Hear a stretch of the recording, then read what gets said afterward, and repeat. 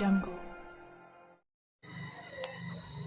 मिरजेत 2 kilo गांजा जप्त, सराईत गांजा तस्करास अटक. मिरज शहरासह कर्नाटकात गांजाची तस्करी करणाऱ्या सराईत तस्करास महात्मा गांधी चौक पोलिसांनी अटक केली. नवाज सलीम मकानदार, वय वर्ष 32, राहणार प्रताप कॉलनी, रॉकेल डेपो, झोपडपट्टी, मिरज असे त्याचे नाव आहे.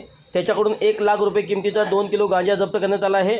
नशेखोरीविरोधात सांगली पोलिसांनी अभियान सुरू केले आहे. या दृष्टीने तपास करीत असताना महात्मा गांधी चौक पोलीस ठाण्याचे सहाय्यक निरीक्षक संदीप शिंदे यांना मिरज व कर्नाटकात गांजाची तस्करी करणारा सराईत आंबेडकर उद्यानाजवळ गांजा विक्रीसाठी येणार असल्याची माहिती मिळाली.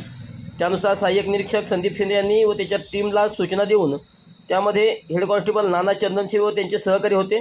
दिनांक 29 रोजी रात्री 11 वाजता सापळा लावला होता. संशयित नवाज मकानदार हा त्या ठिकाणी गांजा विक्रीसाठी आल्यानंतर त्याच्यावर छापा टाकून त्यास ताब्यात घेण्यात आले. त्याच्याकडून 1 लाख रुपये किमतीचा 2 किलो गांजा जप्त करण्यात आला.